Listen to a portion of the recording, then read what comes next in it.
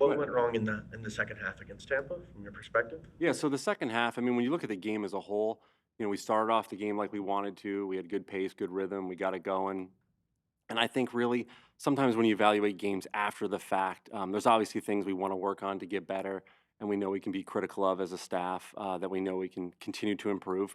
So I think stepping out of it and looking at it, there were some things, just I felt like at times we were just trying to do what we kind of wanted to, and looking back, I think there's some things we can change as far as how we want to approach that situation. But really, it just comes down to just learning from each situation. We've had very unique games to this point, and so I think it's been good to go through that.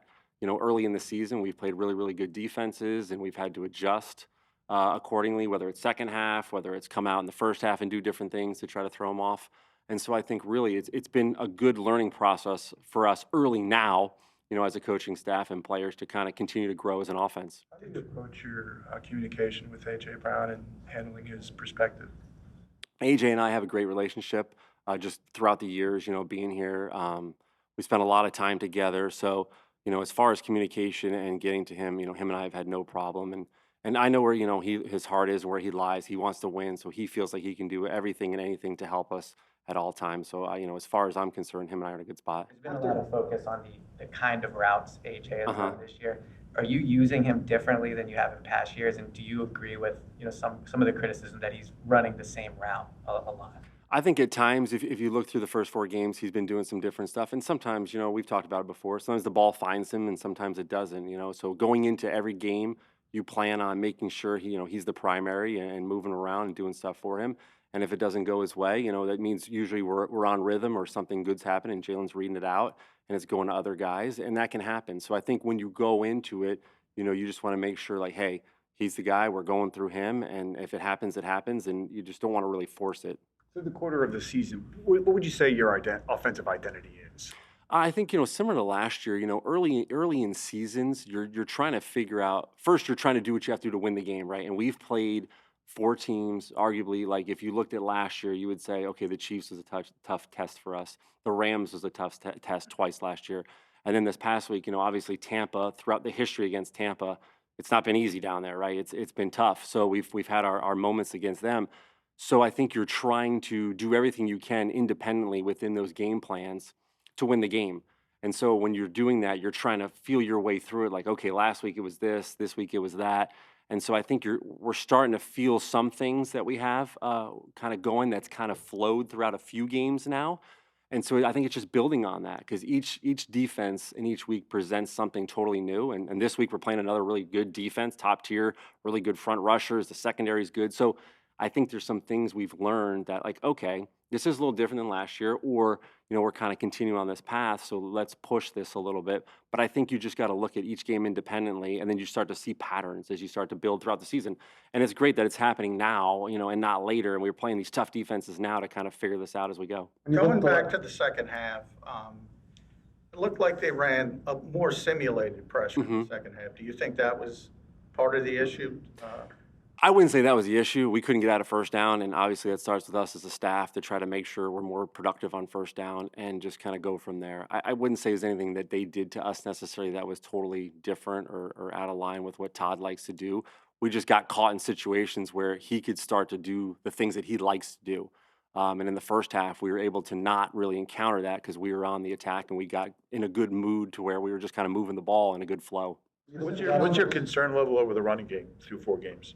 It's funny. I know a lot of the guys have talked about it too. We've been so close on so many runs, and I still think we're still trying to feel our way out. As far as who we are. Each game, especially this first four, right? We had so much history with these teams, so they know our personnel. They know a lot of things that we've done in the past. So you're trying to feel out like, okay, this has been good against them in the past. Is it still? Do we need to do things new? So I think there's still a feeling out process, and we've been really close. Stout does an unbelievable job with the O line. The guys are so good on game day about communication with me. Saquon's been unbelievable, and I know they're wanting it to happen so bad, but at the same time, we just don't want to. You don't want to force it because you don't want to have like, okay, we got to hit some home runs. But at times when we need to run it, we've done a decent job of picking up yards in critical moments. It happened the other day in a few spots where we kind of needed some yards. We ran the ball a little bit, It happened, throughout the second half. We needed some yards in the Rams game just because we were on the ball so much. So I think when we need it, we've had it. We just got to continue to look at, okay, where is this going, and what it looks different, right? Each year looks different. So I think that's a piece of it too. You look at the last couple of games. What do you make of the stark difference from half to half in each of them? Yeah, so obviously the Rams game, right? First half didn't go what we want. In the second half, we were able to do things differently and get it going.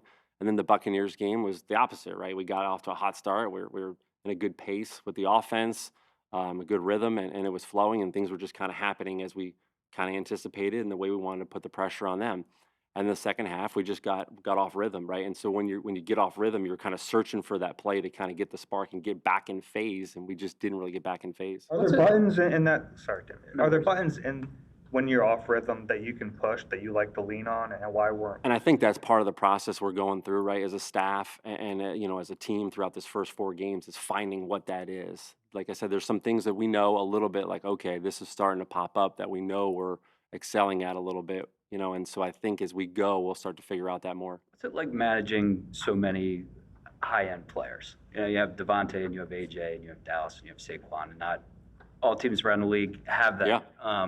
Which obviously is largely a good thing, but also there are some residual effects, I guess, if somebody's not involved the way that they want to be. What is that like from where you sit? So I think, first of all, like you said, it's a great problem, right? Because some teams don't have what we have. So it is a great problem. And really, the guys have been great with me. I've been around here for a while, so obviously I know them a little bit differently, but they all want to win, and that's the number one thing. They all want to win. They'll do anything for the team to win. So, whether it's somebody's getting the ball, somebody's not, when you watch it at times, there's guys being excited for other guys when they're making plays. And that's all we can really ask for, is just like, hey, we all want to win. We're on the same page. We know it may be different from play to play or from game to game, but we want to win. Kevin, I'm looking at the That contribution as a former passing game coordinator and wide receiver coach, is there something inherent about the wide receiver position where it's dependent on targets to contribute, where it makes it a little bit different to manage?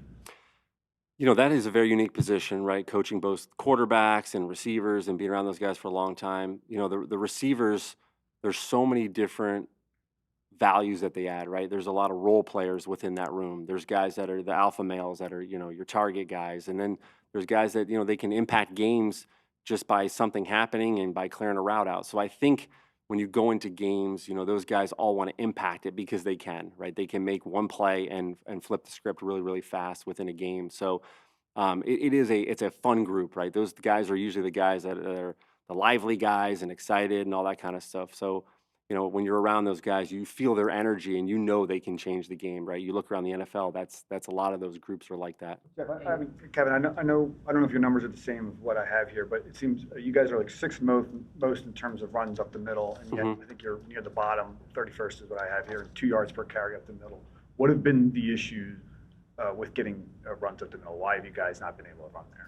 I think we've been, constantly looking at that from week to week. And some weeks we go into it saying, like, look, if we're up the middle, whether it's, a gap scheme or a zone scheme, our angles can be good. And then what's the reason why it's not happening? So I think that's something we're constantly looking at and trying to evaluate. And sometimes when you can pack the box a little bit, you can get better angles.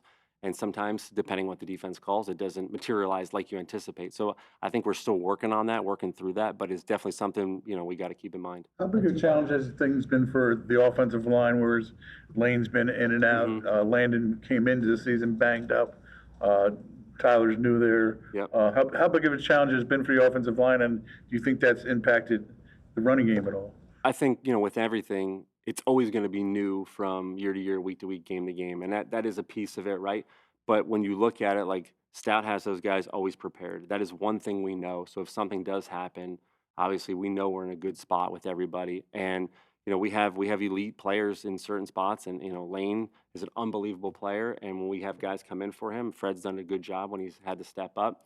And so you obviously miss those guys when they're not in.